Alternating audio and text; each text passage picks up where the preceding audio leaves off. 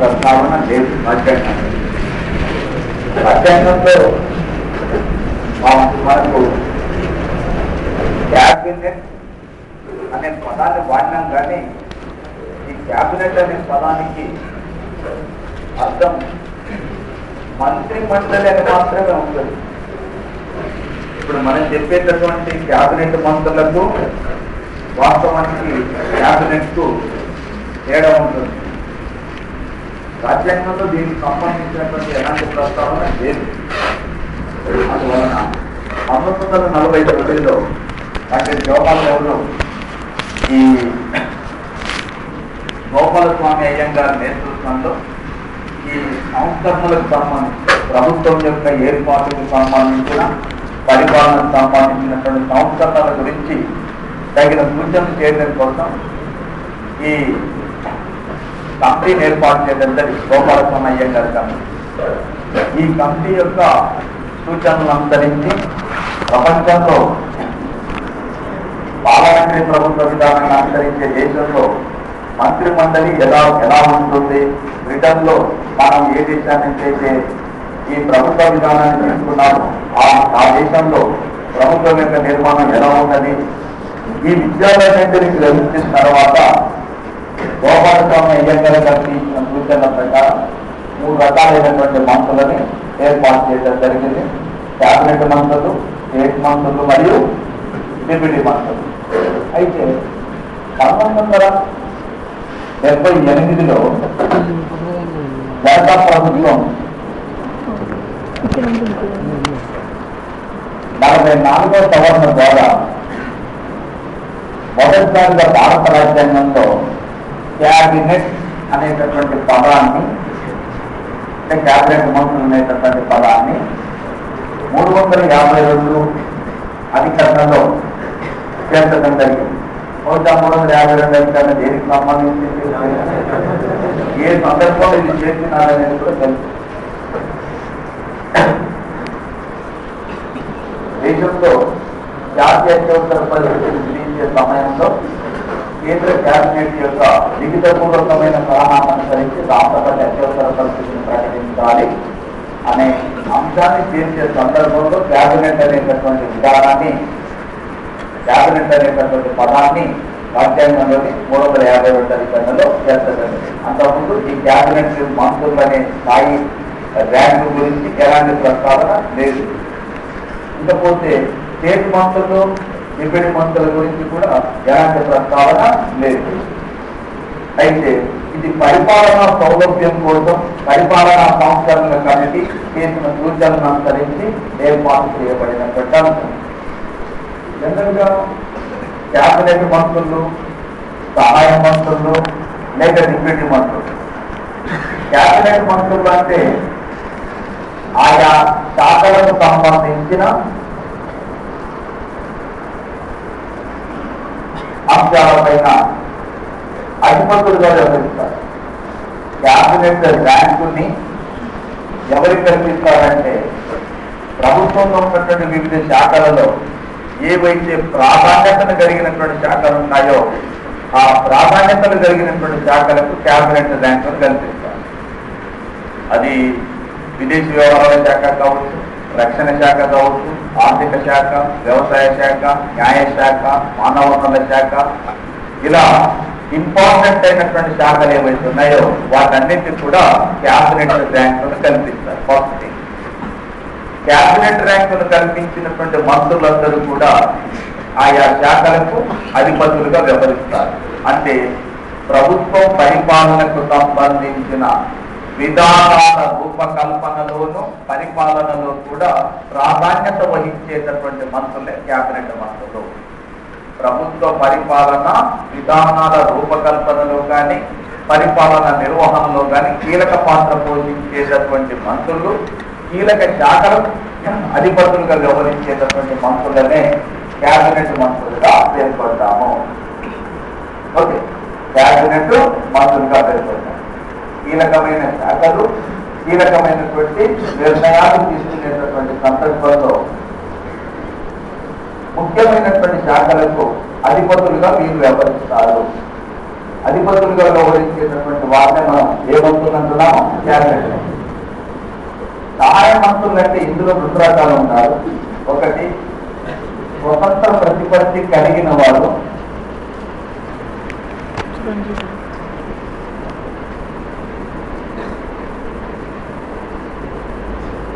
రెండు స్వతంత్ర ప్రతిపత్తి లేని వారు. స్వతంత్ర ప్రతిపత్తి కలిగిన మంత్రులు, స్వతంత్ర ప్రతిపత్తి లేని మంత్రులు. ఈ స్వతంత్ర ప్రతిపత్తి కలిగిన వారికి, స్వతంత్ర ప్రతిపత్తి లేని వారికి ఉండేటటువంటి తేడా ఏమిటంటే, స్వతంత్ర ప్రతిపత్తి కలిగినటువంటి మంత్రులు ఎవరైనా స్వతంత్ర ప్రతిపత్తిని కలిగిన మంత్రులు ఎవరు అతని స్వతంత్ర ప్రతిపత్తిని ఎవరికి కల్పిస్తారు అంటే, ఏ శాఖకైతే క్యాబినెట్ ర్యాంకు, క్యాబినెట్ హోదా ఉండదో, ఏదైనా శాఖకు క్యాబినెట్ మంత్రి లేకపోతే దానికి కేవలం సహాయ మంత్రి మాత్రమే ఉంటే ఆ టైంలో స్వతంత్ర ప్రతిపత్తిని కల్పిస్తారు. ఆల్మోస్ట్ స్వతంత్ర ప్రతిపత్తిని కలిగి ఉండటం అంటే, ఇండిపెండెంట్ ఛార్జీని కలిగి ఉండటం అంటే క్యాబినెట్ ర్యాంకుతో సమానం. ఒక క్యాబినెట్ హోదా పేరు మాత్రమే ఉండదు. క్యాబినెట్ ర్యాంకు, క్యాబినెట్ హోదా మాత్రమే ఉండదు. కానీ వాళ్ళ శాఖలకు సంబంధించిన పరిపాలనా విషయాలలో అధిపతులుగా వాళ్ళు వ్యవహరిస్తారు. అంటే ఆ శాఖకు సంబంధించినటువంటి పరిపాలనా నిర్ణయాలలో స్వతంత్ర ప్రతిపత్తి కలిగినటువంటి మంత్రులు వాళ్ళే అధిపతులుగా వ్యవహరిస్తారు. స్వతంత్ర ప్రతిపత్తి ఎప్పుడు కల్పిస్తామని చెప్తున్నాము? క్యాబినెట్ ర్యాంక్ లేనప్పుడు. మరి స్వతంత్ర ప్రతిపత్తి లేని వారు సహాయ మంత్రులు అంటే, వీరు నిజంగానే ఎవరికి సహాయ మంత్రులుగా పనిచేస్తారంటే క్యాబినెట్ మంత్రులకు సహాయకులుగా పనిచేస్తారు. ఇకపోతే డిప్యూటీ మంత్రులు అంటే, వీళ్ళని మంత్రులు అని అనటం కంటే కూడా కార్యదర్శులు అని చెప్పవచ్చు. ఎందుకంటే వీళ్ళు సహాయ మంత్రులకు, క్యాబినెట్ మంత్రులకు సహాయకులుగా పనిచేస్తారు. కాబట్టి వీళ్ళంత ప్రాధాన్యత కలిగినటువంటి మంత్రులు కాదు. ఎవరు? డిప్యూటీ మంత్రులు. ప్రాధాన్యత కలిగిన మంత్రులు ఎవరు? క్యాబినెట్ మంత్రులు. తర్వాత సహాయ మంత్రులు. సహాయ మంత్రుల్లో కూడా ఎవరికి ఎక్కువ ప్రాధాన్యత ఉంటుంది? స్వతంత్ర ప్రతిపత్తి ఎప్పుడు కల్పిస్తాము? క్యాబినెట్ మంత్రి హోదా కలిగినటువంటి మంత్రి లేకపోయినప్పుడు ఆ శాఖకు సంబంధించినటువంటి బాధ్యతలను నిర్వహించేటటువంటి క్రమంలో ఒకటే కల్పిస్తారు తప్ప ఇలా కల్పించడానికి అవకాశం లేదు. ఓకే. అదేవిధంగా సహాయ మంత్రులు అనేటటువంటి వారు నిజంగానే సహాయకులుగా పనిచేస్తారు క్యాబినెట్ మంత్రులు. ఇంకోటి ఏంటంటే, క్యాబినెట్ అనేది జనరల్ గా వారానికి ఒకసారి కానీ, అంటే 1 రోజులకు ఒకసారి కానీ, నెలలో కనీసం 2-3 టైమ్స్ సమావేశం అవుతుంది. కారణం, కేంద్ర క్యాబినెట్ సమావేశాలు కావడానికి గల కారణం ఏంటంటే, ప్రభుత్వానికి సంబంధించిన విధానపరమైన నిర్ణయాలు తీసుకోవటం లోపల ఇది కీలకమైనటువంటి పాత్రని పోషిస్తుంది. విధానపరమైన నిర్ణయాలు అంటున్నాం. అంటే ప్రభుత్వ పరిపాలనకు సంబంధించిన విధానపరమైన నిర్ణయాలు ఏవైతే ఉన్నాయో ఆ నిర్ణయాలు తీసుకోవటం లోపల ఇది కీలక పాత్ర పోషిస్తుంది. ఏంటిది? ఏది? క్యాబినెట్ మంత్రులు. తర్వాత ఈ మంత్రులందరినీ సమావేశాలకు రానివ్వరు. క్యాబినెట్ మీటింగ్ జరిగేటప్పుడు వీళ్ళందరూ కూడా సమావేశాలకు రానివ్వరు కూడా. బహుశా నాకు తెలిసినంత, నాకు ఐడియా ఉన్నంత వరకు ఈ మంత్రులందరూ కూడా సంవత్సరంలో 2-3 సార్ల కంటే ఎక్కువ సమావేశం కాదు వీళ్ళంతా. టోటల్ మంత్రి మండలి ఎక్కువ శాతం ఎవరు సమావేశం అవుతుంటారు? క్యాబినెట్ మంత్రులు కూడా సమావేశం అయ్యేటప్పుడు ఏ శాఖ గురించి అయితే చర్చిస్తుంటారో, ఏ శాఖకు సంబంధించిన అంశాల గురించి అయితే చర్చిస్తుంటారో ఆ శాఖకు సంబంధించిన సహాయ మంత్రిని రెండేసి చెప్పి పిలువ వస్తుంది. అంతే తప్ప మిగతా మంత్రులు ఎవరు కూడా రాదు. అందువల్ల టోటల్ క్యాబినెట్ మీటింగ్ జరగడం అనేది సంవత్సరంలో 2-3 సార్లు జరిగితే మహా కష్టం. వీళ్ళు కేవలం వాళ్ళ శాఖల లోపల సహాయకులుగా మాత్రమే పనిచేస్తారు. విధానపరమైన నిర్ణయాలు మొత్తం కూడా క్యాబినెట్ తీసుకుంది. ఈ క్యాబినెట్ కీలక పాత్ర పోషిస్తుంది. కానీ ఈ మధ్య కాలంలో ఈ క్యాబినెట్ నుంచి ఇంకొక సూపర్ క్యాబినెట్ వచ్చింది. ఆ సూపర్ క్యాబినెట్ ఏంటంటే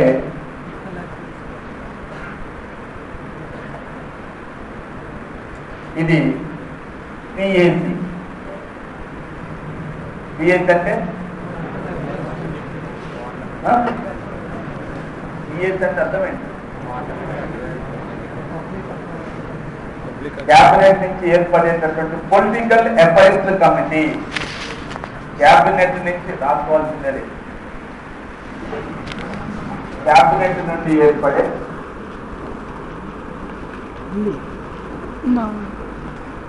రాజకీయ వ్యవహారాల కమిటీ, పొలిటికల్ అఫైర్స్ కమిటీ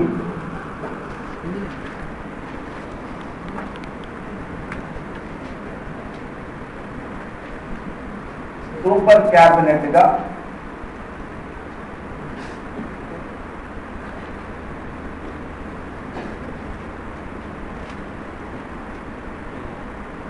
వ్యవహరిస్తుంది.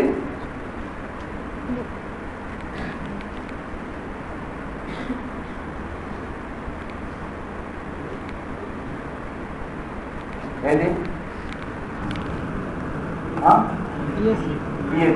అనగా పొలిటికల్ అఫైర్స్.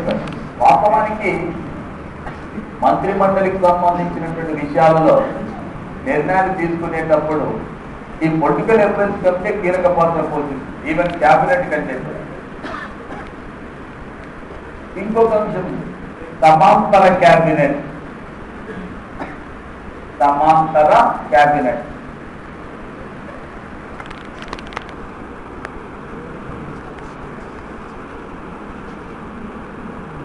ప్రధానమంత్రి యొక్క కార్యాలయాన్ని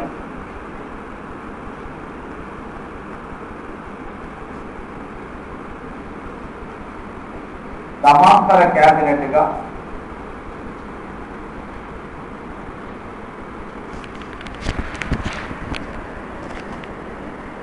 వ్యవహరిస్తుంటారు.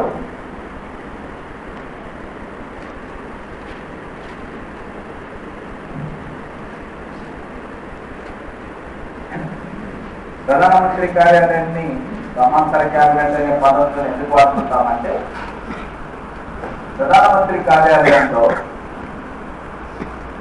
మొత్తం క్యాబినెట్ సంబంధించిన శాఖలు ఏవైతే ఉంటాయో ఒక్కొక్క శాఖను గురించి ఎప్పటికప్పుడు పరిపాలనా పరమైన అంశాలని సమన్వయపరిచేటటువంటి ఒక వింగ్ ప్రధానమంత్రి కార్యాలయంలో ఉంటుంది. ప్రధానమంత్రి మొత్తం పాలనా యంత్రాంగాన్ని సమన్వయం చేయాలి కాబట్టి ప్రతి శాఖకు సంబంధించినటువంటి ఒక వింగ్ ఎక్కడ ఉంటుందంటే ప్రధానమంత్రి కార్యాలయం ఉంటుంది. అంటే మీకు క్యాబినెట్ ఎలానైతే పనిచేస్తుందో సమాంతరంగా మరొకటి ఆఫీస్ అక్కడ ఉంటుంది. ఎక్కడ ఉంటుంది? ప్రధానమంత్రి. కాబట్టి దాన్ని సమాంతర క్యాబినెట్ గా పేర్కొంటారు. మరి సూపర్ క్యాబినెట్ ఎందుకంటాను అంటే, వాస్తవానికి మంత్రి మండలి మొత్తంలో కూడా విధానపరమైన నిర్ణయాలు తీసుకోవడంలో కీలక పాత్ర పోషించేది క్యాబినెట్. కానీ ఈ క్యాబినెట్ నుంచి ఏర్పడినటువంటి పొలిటికల్ అఫైర్స్ కమిటీ ఏదైతే ఉంటుందో, ఈ political affairs committee super cabinet అని ఎందుకు అంటున్నామంటే, ఇప్పుడు క్యాబినెట్ కూడా పక్కకు పెట్టి సూపర్ క్యాబినెట్ నిర్ణయాలు తీసుకుంది. అంటే విధానపరమైన నిర్ణయాలు తీసుకోవడంలో ఒకట పొలిటికల్ అఫైర్స్ కమిటీ కీలక పాత్ర పోషిస్తుంది.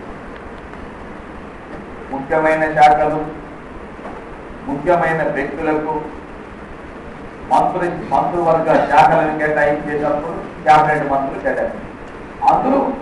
అందులో కూడా ముఖ్యమైనటువంటి వాళ్ళని దేనిగా తీసుకుంటున్నాము? Political affairs. అంటే అది దేనిగా పనిచేస్తుంది?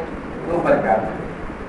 ప్రభుత్వ పరిపాలనకు సంబంధించినటువంటి విషయాలలో ఏదైనా సమస్య వచ్చిందంటే, ఇప్పుడు బొగ్గు కుంభకోణం, దాని గురించి పార్లమెంట్ పొలిటికల్ అఫైర్స్ కమిటీ సమావేశంలో నిర్ణయం చేస్తుంది. దాన్ని క్యాబినెట్ ఫాలో అవుతుంది, దాన్ని మిగతా మంత్రులు కూడా ఫాలో అవుతారు. అంతే తప్ప ఇది చేయగలిగారు. ఓకే, అలాగే రెండు పదాలు వస్తుంటాయి. ఒకటి kitchen cabinet. Kitchen, not chicken. Kitchen cabinet. Kitchen cabinet అంటే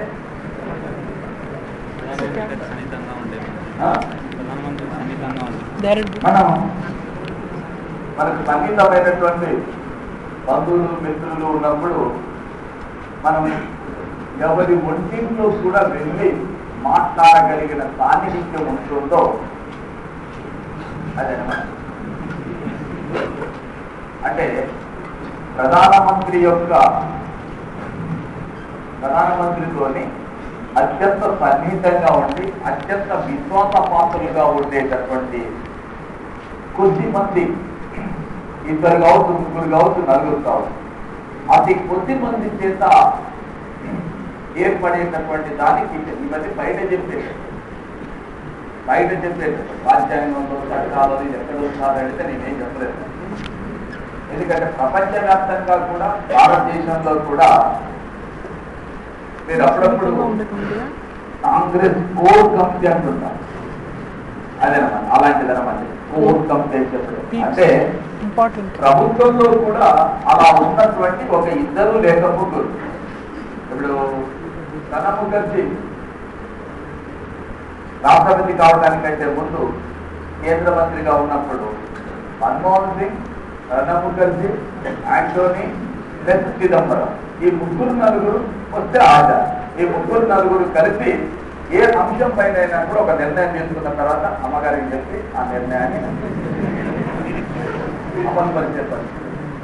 అలా అత్యంత విశ్వాస పాత్రులుగా రాజీవ్ గాంధీ కాలంలో ఉన్నది, ఇందిరాగాంధీ కాలంలో ఉన్నది, దేవుడు ఎప్పుడైనా ఉంటుందంట. ఒక ఇద్దరు ముగ్గురు అత్యంత విశ్వాస పాత్రులైన నమ్మకస్తులైనటువంటి వాళ్ళు ఎవరైతే ఉంటారో వాళ్ళని కిచెన్ క్యాబినెట్ గా పేర్కొంటారు. అలాగే షాడో క్యాబినెట్ అనేది ఈ పదాలు నేను ముందు జాగ్రత్తలు చెప్తున్నాను. ఈ పదాలు ఖచ్చితంగా వస్తే నేనేం చెప్పట్లేదు. అడిగేవాడు ఎవరికైనా అంటే పొలిటికల్ సైన్స్ పార్టీ ఓరియంటేషన్ తో ఉండేటటువంటి వాడు కాస్త బుర్ర తిరిగితే ఏ ప్రశ్న అయినా ఇవ్వచ్చు.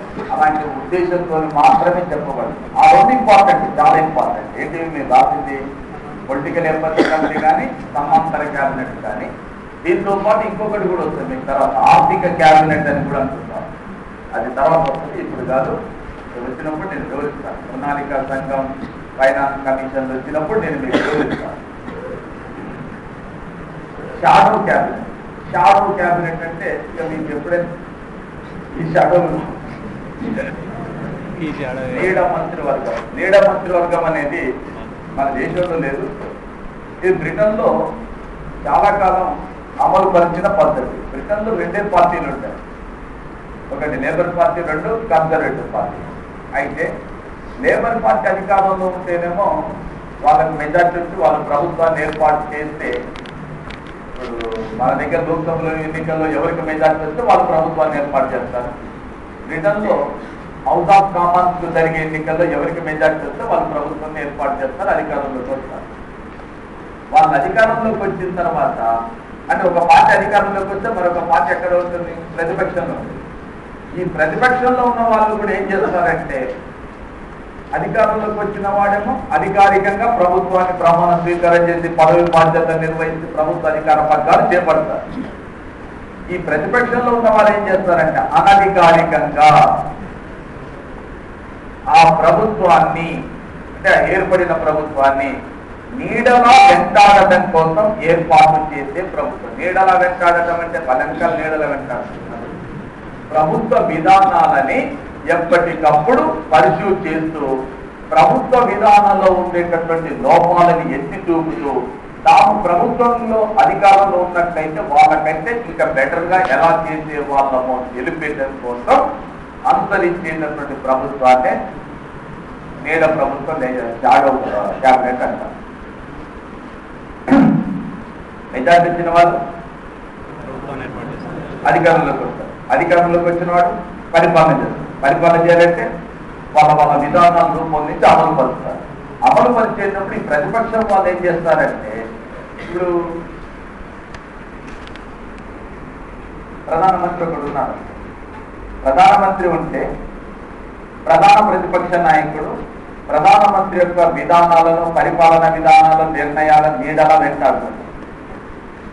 అధికారంలో ఉన్న ఆర్థిక శాఖ మంత్రి ఉంటే ప్రతిపక్షంలో కూడా ఒక ఆర్థిక శాఖ మంత్రిని ఏర్పాటు, ఇతను మంత్రి కాదు.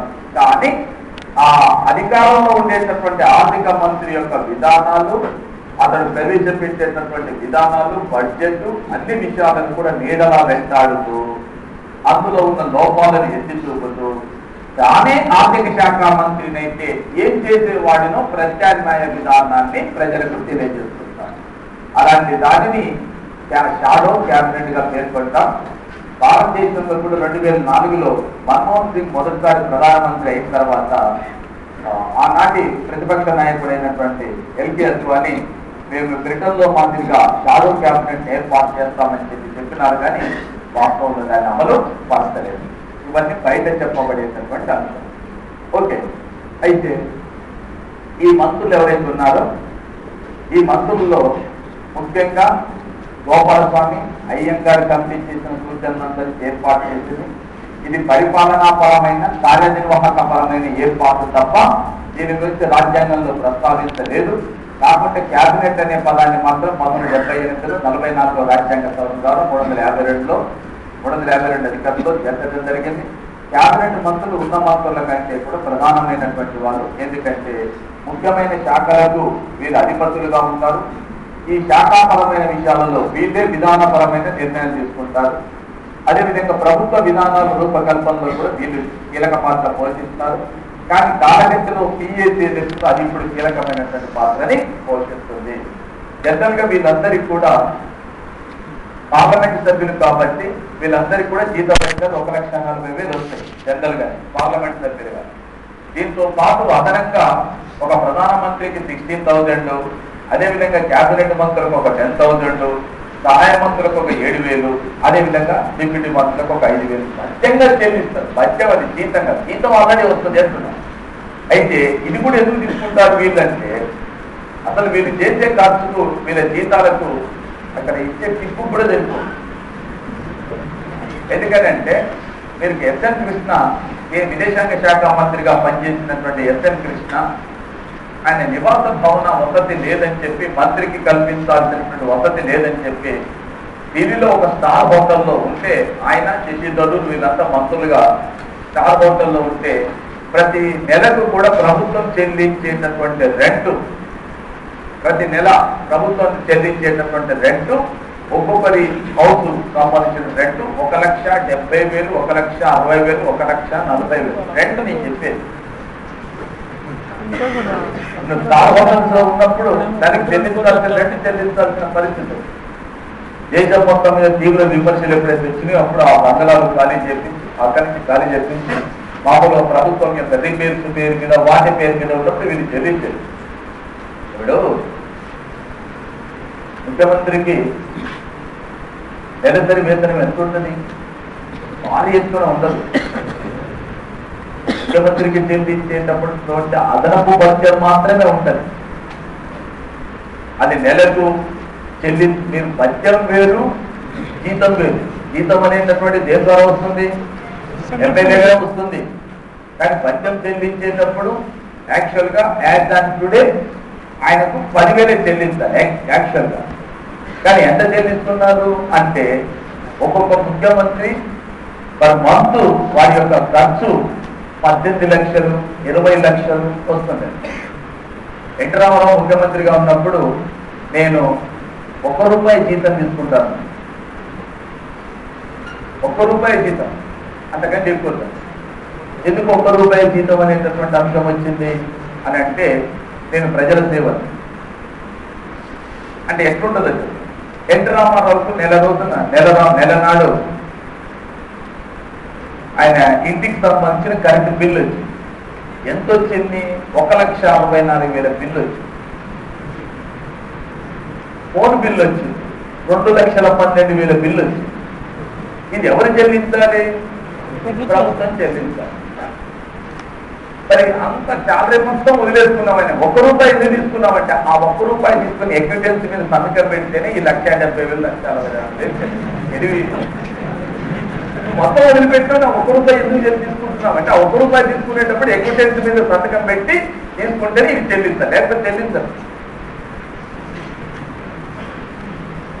అవన్నీ కూడా చంద్రబాబు నాయుడు ముఖ్యమంత్రి కన్నా 1 నెలలో 6 సార్లు ఢిల్లీ పోయి 1 నెలలో 6 సార్లు ఢిల్లీకి వెళ్ళి కావాలంటే ఆయన ఎమ్మటి వీళ్ళంతా ఛార్జీలు ఇదంతా కలుపుకుంటే కొన్ని లక్షలలో.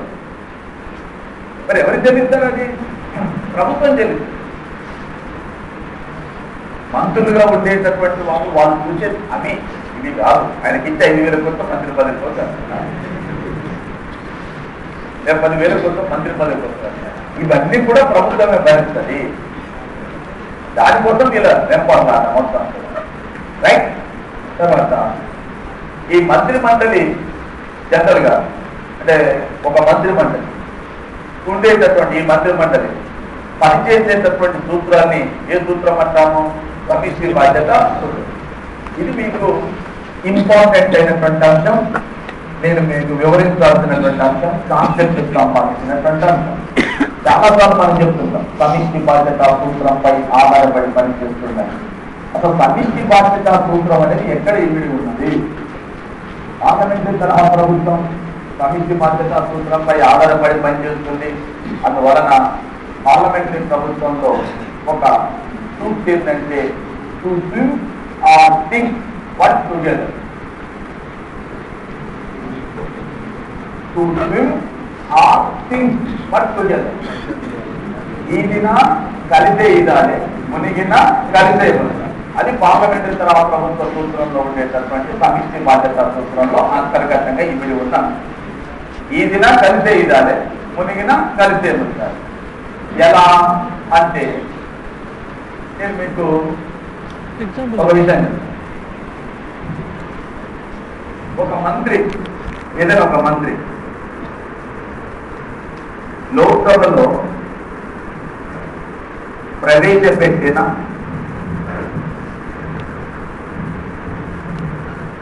అధికార బిల్లు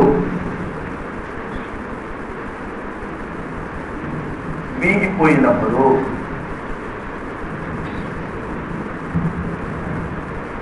ఓకే, ప్రభుత్వం లోక్సభలో ప్రవేశపెట్టిన ఏదైనా ఒక అధికార బిల్లు వీగిపోయినప్పుడు ఏ నూతనంగా బిల్లును ప్రవేశపెట్టాలి,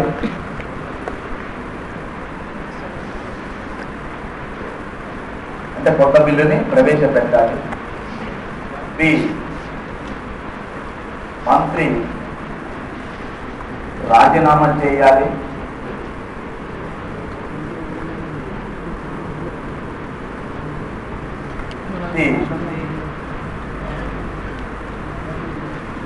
లోక్సభ రద్దవుతుంది,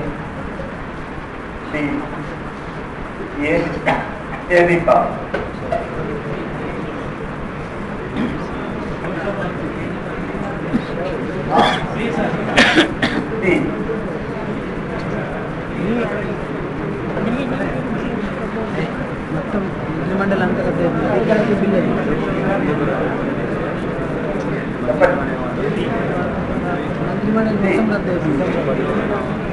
ఏది కాదా?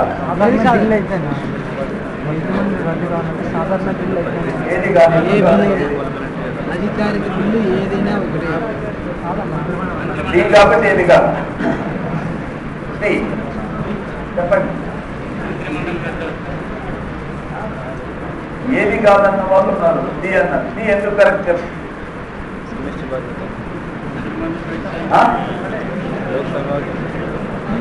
ఏంటంటే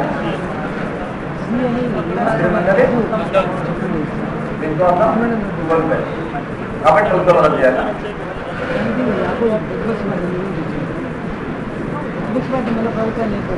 చెప్పింది ఒక కరెక్టే. మంత్రిమండలి విశ్వాసం కోల్పోయింది. మంత్రిమండలి విశ్వాసం కోల్పోయింది కాబట్టి లోక్సభ రద్దు అవుతుందా?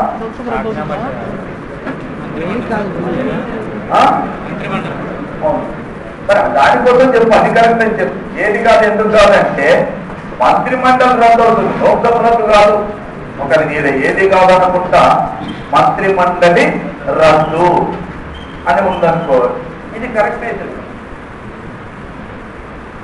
మంత్రిమండలి రద్దు అయిందంటే కొత్త మంత్రిమండలి రావచ్చు అదే సభ నుంచి.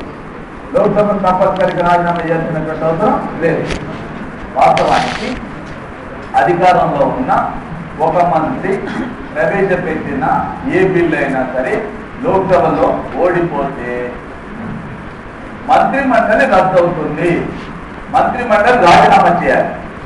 మంత్రిమండలి ఎందుకు రాజీనామా చేయాలంటే what ever the bill introduced by the particular minister is not introducing that bill on behalf of that particular minister. He is introducing that bill on behalf of the cabinet and government. ఒక వ్యక్తి ఒక మంత్రి సభలో లోక్సభలో bill ప్రవేశపెట్టేటప్పుడు ఆ bill ఆ మంత్రి తరఫున ప్రవేశపెట్టడం లేదు. ఎవరి తరఫున ప్రవేశపెట్టున్నాడు? క్యాబినెట్ తరఫున ప్రవేశపెట్టారు. మంత్రిమండలి తరఫున ప్రవేశపెట్టిన బిల్లు ఓడిపోయిందంటే ఆ మంత్రిమండలికి సభలో విశ్వాసం ఉన్నట్టా లేనట్ట? లేదు. విశ్వాసం లేదంటే మెజారిటీ ఉన్నట్టా లేదు. మన వాళ్ళు మెజారిటీ కోల్పోయింది కాబట్టి బిల్లు ఓడిపోయింది కాబట్టి మెజారిటీ కోల్పోయింది కాబట్టి ప్రభుత్వం ఏం చేయాలి? రాజీనామా చేయాలి. ఓకే. రెండో అంశము ప్రభుత్వం ప్రవేశపెట్టుకునే విశ్వాస తీర్మానం.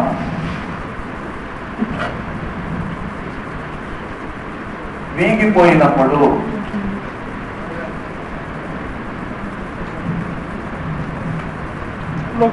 ప్రభుత్వం ప్రవేశపెట్టుకునే విశ్వాస తీర్మానం వీగిపోయినప్పుడు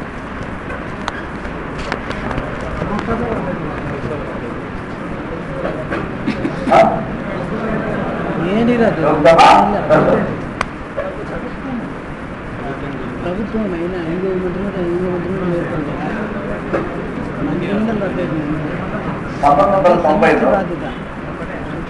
విపి సింగ్ ప్రభుత్వం లోక్సభలో విశ్వాస తీర్మానాన్ని ప్రవేశపెట్టింది.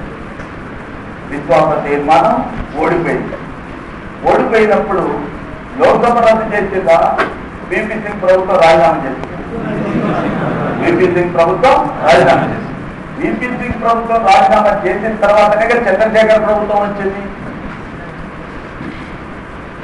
విపి సింగ్ ప్రభుత్వం రాజీనామా చేస్తేనే చంద్రశేఖర్ ప్రభుత్వం వచ్చింది.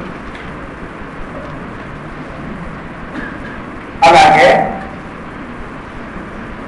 1997లో దేవగౌడ ప్రభుత్వం విశ్వాస తీర్మానాన్ని ఓడిపోతే రాజీనామా చేస్తేనే ఐక్య గుజరాత్ ప్రభుత్వం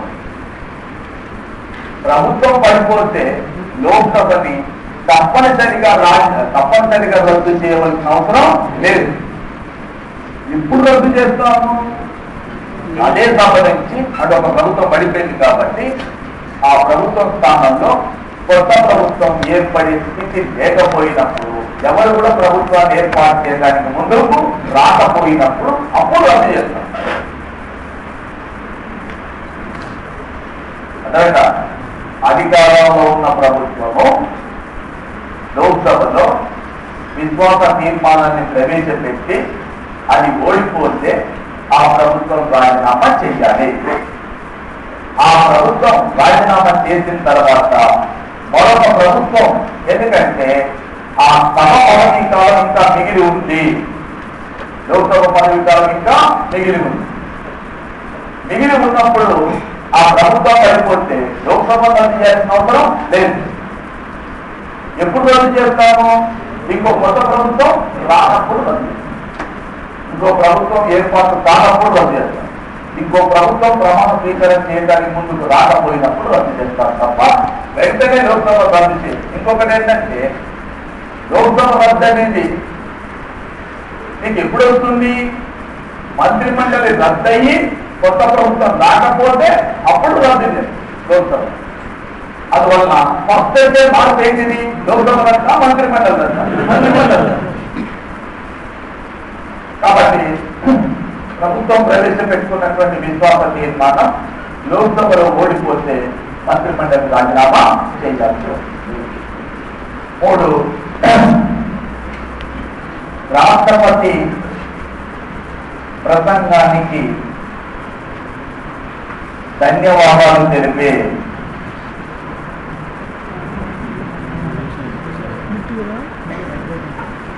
రాష్ట్రపతి ప్రసంగానికి ధన్యవాదాలు తెలిపే తీర్మానం లోక్సభలో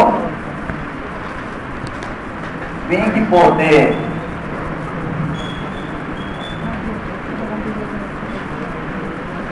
అప్పుడు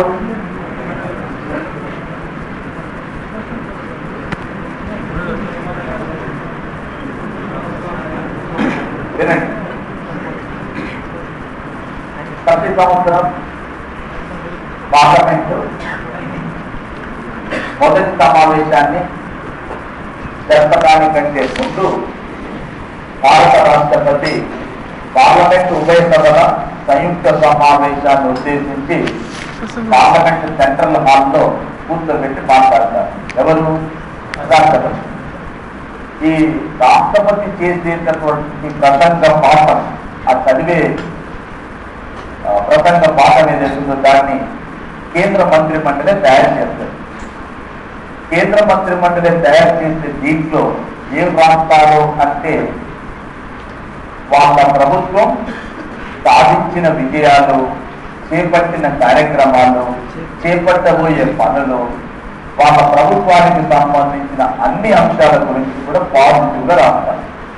దీంట్లో ఉపన్యాసం ఎవరు తయారు చేస్తారు? క్యాబినెట్. ఎవరు చదివి వినిపిస్తారు? రాష్ట్రపతి. రాష్ట్రపతి ఉభయ సభల సంయుక్త సమావేశాలను ఉద్దేశించి చదివిన తర్వాత ఉభయ సభలు కలిసిపోతాయి. లోక్సభ వేదిక సమావేశం ఉంటుంది, రాజ్యసభ మళ్ళీ ఎవరి సమావేశాలకు వాళ్ళు వెళ్ళిపోతారు. లోక్సభ సపరేట్ గా సమావేశం ఉంటుంది, రాజ్యసభ సపరేట్ గా సమావేశం అవుతుంది. సమావేశం అయినప్పుడు ఈ రాష్ట్రపతి ఉభయ సభలను ఉద్దేశించి ప్రసంగించిన పాఠానికి ఓట్ ఆఫ్ థ్యాంక్స్ రాష్ట్రపతి వచ్చి మాట్లాడినందుకు, చదివినందుకు వారికి ధన్యవాదాలు తెలిపే తీర్మానాన్ని ప్రవేశపెడతారు. ప్రసంగ పాఠాన్ని తయారు చేసింది ఎవరు? క్యాబినెట్. కాబట్టి ధన్యవాదాల తీర్మానాన్ని ప్రవేశపెట్టుకునేది కూడా ఎవరు? క్యాబినెట్. ఈ ధన్యవాదాలు తెలిపేటటువంటి తీర్మానాన్ని లోక్సభలో ప్రవేశపెట్టినప్పుడు అది కర్మగాలి వీగిపోతే,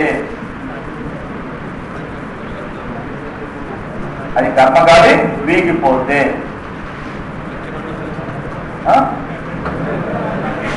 ఏమవుతుంది?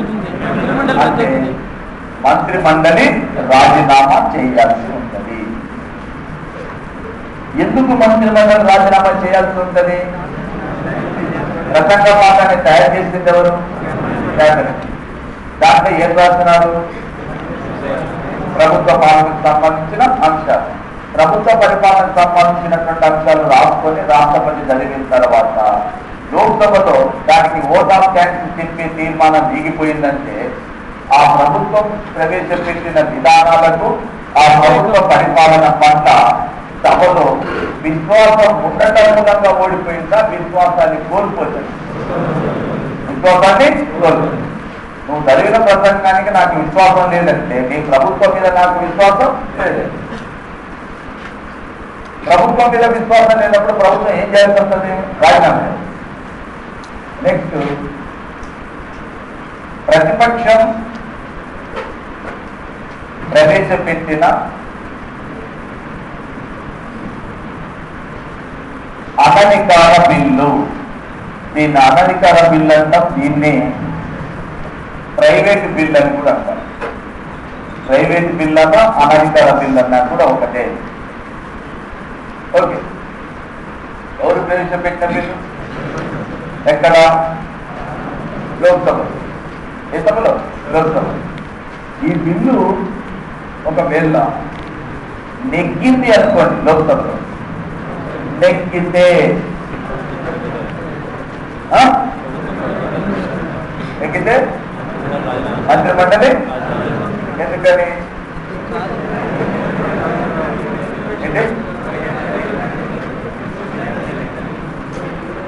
ఒక చెప్పండి. ప్రభుత్వానికి మెజార్టీ లేదన్నా ఇట్లా ప్రతిపక్షం అసలు ప్రతిపక్షం ఎందుకైంది అని ప్రతిపక్షాలు ఎందుకు కూర్చున్నారు? మెజార్టీ లేదు కాబట్టి. అధికార పక్షంలోకి ఎందుకున్నారు? లేదు. ఇప్పుడు మెజార్టీ రాని వాడు ప్రతిపక్షంలో ఉన్నాడు. ప్రతిపక్షంలో ఉండేటటువంటి వాడు బిల్లును ప్రవేశపెడితే అది నెగ్గింది అంటే వాడు ఏం సంపాదించినట్టు? మెజార్టీ. వాడు మెజార్టీ సంపాదించినట్టు అధికారంలో ఉన్నాడు, మెజార్టీని కోల్పోయాడు. కాబట్టి ప్రభుత్వం ఏం చేయాలి? రాజీనామా చేయాలి. అలాగే ప్రతిపక్షాలు ప్రవేశపెట్టే అవిశ్వాస తీర్మానం నెగ్గితే ప్రభుత్వం రాజీనామా. ఎప్పుడు? అవిశ్వాస తీర్మానం. అవిశ్వాస తీర్మానం ఎవరు ప్రవేశపెడతారు? ప్రభుత్వం ప్రవేశపెట్టుకునేది. అక్కడ ఓడిపోతే ప్రభుత్వం ప్రవేశపెట్టుకునేది. ప్రభుత్వం ప్రవేశపెట్టుకునేది. అది ఓడిపోతే ప్రతిపక్షాలు ప్రవేశపెట్టేది. ఈ తీర్మానం నెగ్గితే ప్రభుత్వం రాజీనామా చేయాలి. విశ్వాస తీర్మానం ఓడిపోతే రాజీనామా చేయాలి. అవిశ్వాస తీర్మానం నెగ్గితే రాజీనామా. రెండింటిలో కూడా అంతర్గతంగా ఇమిడి ఉన్న అంశం ఒకటే. అది విశ్వాసమైన అవిశ్వాసమైన రెండింటిలో అంతర్గతంగా ఉన్న విషయం ఒకటే. అది ఏంటిది? అలాగే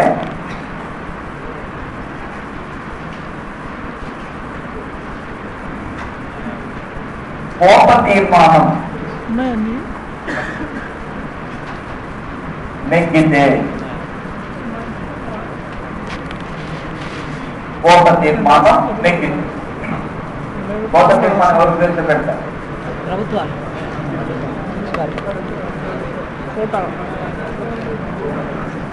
బడ్జెట్ ఎవరు ప్రవేశపెడతారు? ప్రతిపక్షాలు బడ్జెట్ ప్రవేశపెడతాయి. కోప తీర్మానం అంతే కదా. బడ్జెట్ ఎవరు ప్రవేశపెడతారు? అధికారంలో ఉన్న వాళ్ళు ప్రవేశపెట్టిన బడ్జెట్ లో కోత విధించాలని ఎవరు తీర్మానం ప్రవేశపెడతారు? ప్రతిపక్షాలు.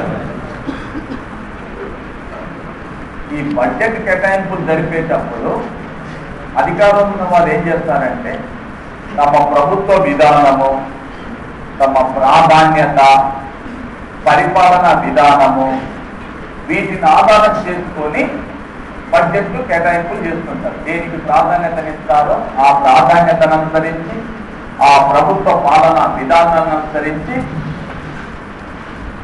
బడ్జెట్ కేటాయింపు చేస్తారు. కేటాయింపులు చేసిన తర్వాత ప్రతిపక్షాలు కోత తీర్మానం. ప్రతిపక్షాలు కోత తీర్మానం ఎందుకు ప్రవేశపెడతాయి అంటే ఇక్కడ మీరు ఆలోచన చేస్తుంది ఏంటంటే ఇప్పుడు ప్రభుత్వం ప్రవేశపెట్టిన బడ్జెట్ లో కేటాయింపులు చేసిన కేటాయింపుల్లో మంత్రికి వచ్చేది ఏమి ఉండదు. ప్రభుత్వ శాఖలలోనే వివిధ శాఖలకు రకరకాల కేటాయింపులు చేస్తారు. ఇది దేని బట్టి ఉంటుంది? ఆ పార్టీ అధికారంలో ఉన్న పార్టీ, ఆ ప్రభుత్వం యొక్క విధానము, ఆ ప్రభుత్వం యొక్క ప్రాధాన్యతలను బట్టి కేటాయింపులు చేస్తారు ఏ శాఖ. ఇప్పుడు ప్రతిపక్షాలు ఒక తీర్మానం ప్రవేశపెట్టారు, ఇది తగ్గించాలి, దాంట్లో తగ్గించాలి, దీంట్లో తగ్గించాలి. తగ్గించి నాకు ఇవ్వమని ప్రవేశపెడతారా? తగ్గింపు సంబంధించినటువంటి తీర్మానాన్ని ప్రతిపక్షాలు సభలో ప్రవేశపెడుతున్నాయంటే అసలు నీ విధానం తప్పు, నీ కేటాయింపు తప్పు, నీ ప్రాధాన్యత తప్పు, నీ పరిపాలన విధానమే తప్పు అన్ని ప్రవేశపెడుతున్నట్టు లెక్క. ప్రభుత్వం బడ్జెట్ లో వివిధ శాఖలకు కేటాయింపులు జరిపిన తర్వాత ఆ కేటాయించిన కేటాయింపుల్లో కోత విధించాలి, తగ్గించాలి. తగ్గించాలంటే ప్రభుత్వం ఏదికైతే కేటాయించిందో ఆ కేటాయింపుల్లో కోత విధించి మరొక శాఖకు చేరుకో దాన్ని కేటాయించాలని చెప్తారు. తగ్గించి నాకు ఇవ్వాలని చెప్పారు ప్రతిపక్షం. అంటే ఏంటిది? నీ కేటాయింపు, నీ ప్రాధాన్యత, నీ విధానం తప్పు అని ప్రవేశపెట్టే తీర్మానం ఏంటిది? ఎవరు ప్రవేశపెడతారు? బడ్జెట్ ఎవరు ప్రవేశపెడతారు? కేటాయింపులు ఎవరు చేస్తారు? ప్రాధాన్యతను ఎవరు నిర్ణయిస్తారు? పాలకపక్షమే. బడ్జెట్ ను ప్రవేశపెట్టేది పాలకపక్షమే, కేటాయింపులు జరిపేది పాలకపక్షమే.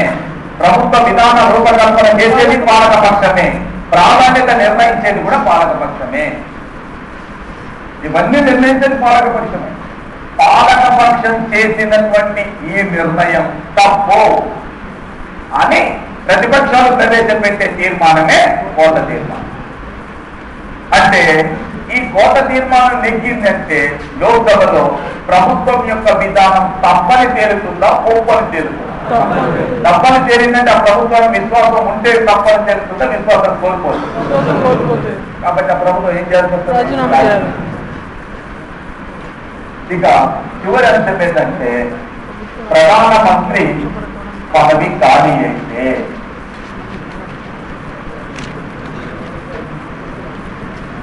ఏ కారణం చేత ఖాళీ అయినా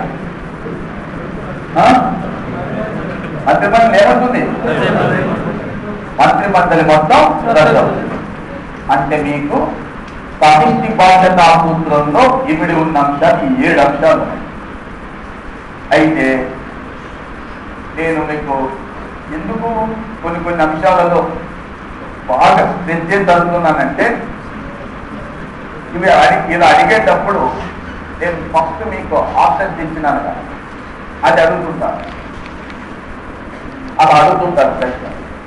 ఇందులో ఒక అంశం ఒక ప్రశ్నగా వస్తుంది. ఒక అంశం లోక్సభలో ప్రతిపక్షానికి చెందిన ఏదైనా అనధికార బిల్లును ప్రవేశపెట్టి నెగ్గినప్పుడు ఏంటంటే కింద ఇచ్చేటప్పుడు ఇది అట్లా జ్ఞాపకం ఉంటుంది. నేను ఐ విల్ మీద appreciate person of in this world.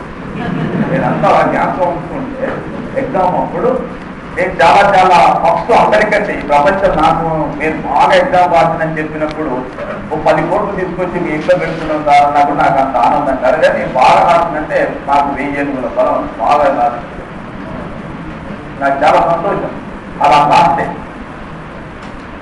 అయితే విషయం ఏంటంటే ఇక్కడ అడిగేటప్పుడు ప్రతిపక్షం ప్రవేశపెట్టినటువంటి బిల్లు లోక్సభలో అనధికార బిల్లు నెగ్గినప్పుడు అని ప్రశ్నిస్తారు. కింద ఏమొస్తుంది? ప్రభుత్వం కూడా దాన్ని ఆమోదించాల్సి ఉంటుంది. మిమ్మల్ని కనిపించేసేటటువంటి అంశాలు అక్కడ స్టార్ట్ అయిపోతుంది. ప్రభుత్వం కూడా దాన్ని ఆమోదించాల్సి ఉంటుంది. దానినే శాసనంగా పరిగణిస్తారు.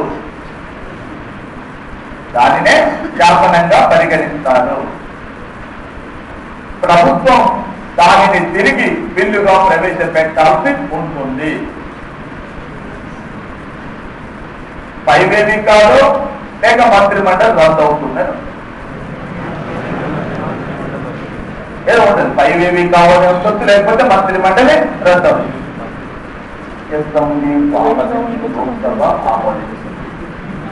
దీన్ని ఏం చేద్దాం? మరి పార్లమెంట్ లో నెగ్గింది కాబట్టి బిల్లు నెగ్గినట్టే కదా. కాబట్టి దాన్నే శాసనంగా ఆమోదిస్తారా? ఏమో ఆమోదించకపోతే మరి ఏం చేస్తాం? ప్రభుత్వం దాన్ని అంగీకరించాల్సి వస్తుంది. లేదు, దీనినే తిరిగి నూతనంగా ప్రభుత్వం బిల్లుగా ప్రవేశపెట్టింది. ఏముండదు.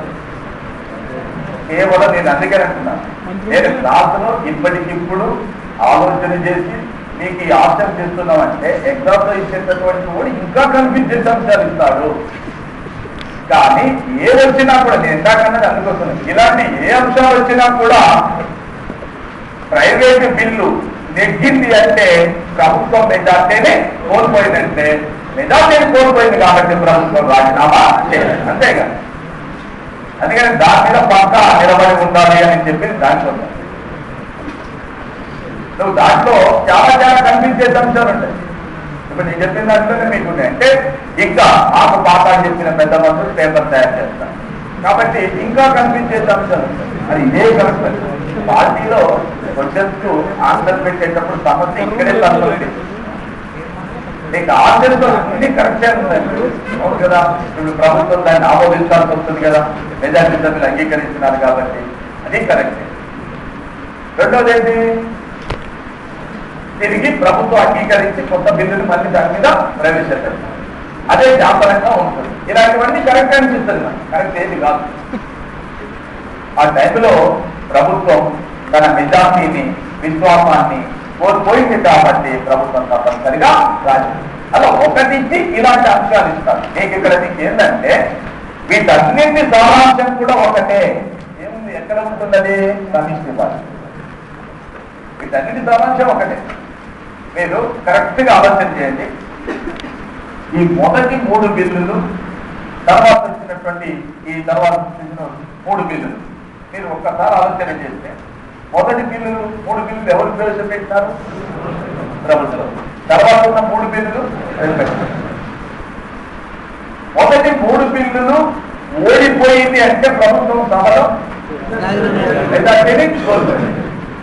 తర్వాత వచ్చిన బిల్లులు 3 బిల్లులు ప్రతిపక్షాలు ప్రవేశపెట్టిన బిల్లులు నెగ్గిన వెంటనే కూడా ప్రభుత్వం మెజార్టీ. అక్కడ అంశం అక్కడే. సమిష్టి బాధ్యత అంటే మెజార్టీ అంశమే. మీకు నేను ఈ ప్రధానమంత్రి నియామకం గురించి చెప్పేటప్పుడు ఒక చిన్న క్లారిఫికేషన్ చెప్పిన, ఐడియా ఉండలేదు. ప్రధానమంత్రిని రాష్ట్రపతి నియామకం చేస్తారు. ఎవరిని నియామకం చేస్తారు? మెజార్టీ పార్టీ నాయకుడు అని చెప్పి రాజ్యాంగం ఉందా? లేదు. ఇక్కడే ఈ సమిష్టి బాధ్యత ఉంది కదా, దాన్ని ఆధారం చేసుకుంటే మెజార్టీ అనేది వచ్చింది. అసలు రాజ్యాంగంలో మెజార్టీ అని ఉండదు, కాన్ఫిడెన్స్ అని ఉంటుంది. విశ్వాసం ఆ విశ్వాసం కూడా ఉంది లేదు నీకు ఎప్పుడు తెలుస్తుంది? ఇగో ఈ సమిష్టి బాధ్యత వహించేటప్పుడే తెలుస్తుంది. మీకు 75లో 3 అధికారులు చెప్పేది ఏంటండి? 75(3)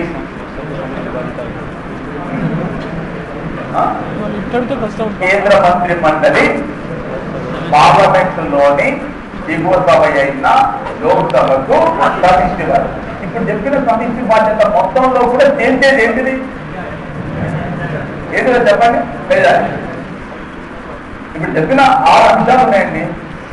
ఈ 6 అంశాల్లో కూడా మీరు ఆలోచన చేస్తే అందులో చేర్చదలుచుకున్న అంశం ఏంటిది? మెజార్టీ. ఇప్పుడు ప్రభుత్వం ప్రవేశపెట్టిన బిల్లు ఓడిపోయిందన్నా, ప్రతిపక్షాలు ప్రవేశపెట్టిన బిల్లు నెక్కిందన్నా కూడా అక్కడ చేసే అంశం ఏంటిది? మెజార్టీ. ఇప్పుడు నువ్వేమంటున్నావు? ప్రభుత్వం ప్రవేశపెట్టిన బిల్లు కానీ తీర్మానం కానీ ఓడిపోతే ప్రభుత్వం రాజీనామా చేయాలి.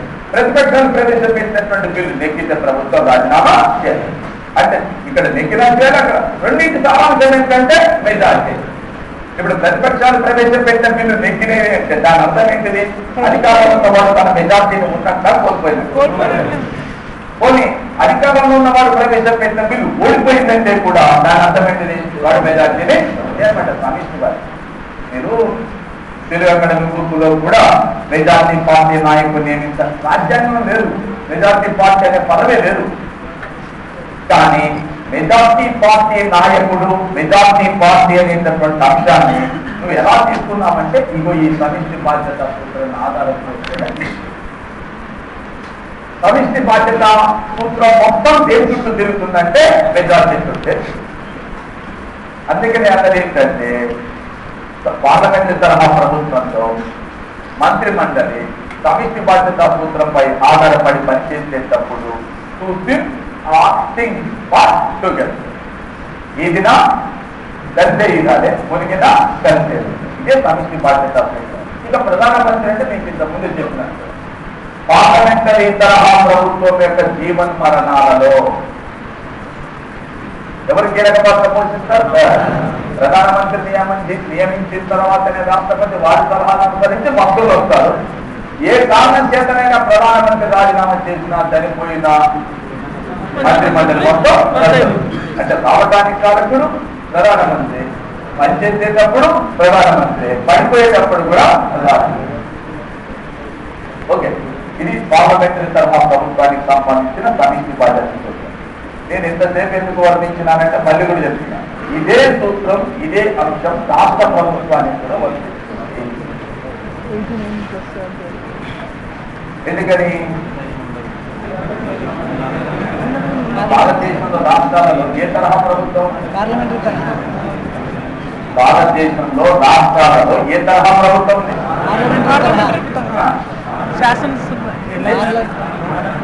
చెప్పండి.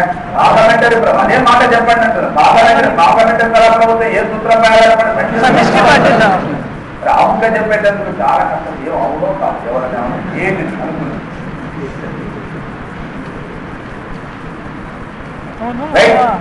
ఓకే, నెక్స్ట్ కేంద్ర మంత్రి మండలి యొక్క ముఖ్య విధులు ఏంటి అంటే, కేంద్ర మంత్రి మండలి దేశంలో ఏ పనులు చేస్తుంది?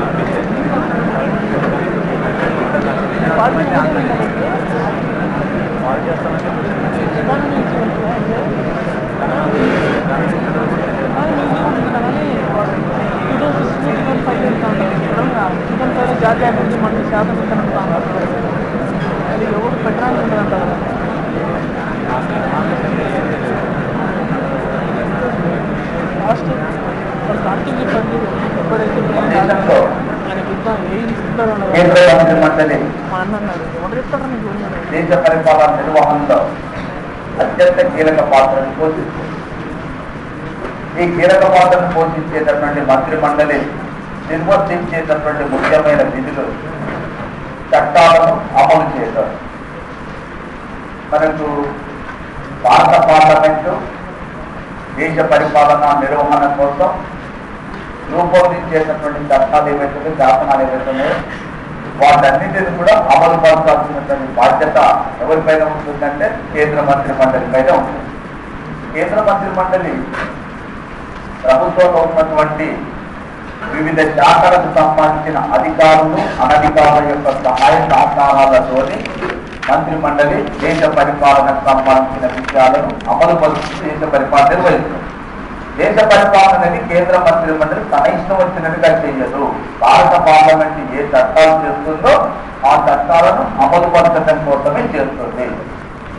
అలాగే చట్టాలకు రూపకల్పన చట్టాలకు రూపకల్పన అంటే పార్లమెంటు సమావేశం అయ్యేటప్పుడు, పార్లమెంటు సమావేశం అయిన తర్వాత అందరూ కూర్చున్న తర్వాత ఈ రోజు మనం ఏం చట్టాలు చేద్దామని అప్పుడు నిర్ణయించాలి.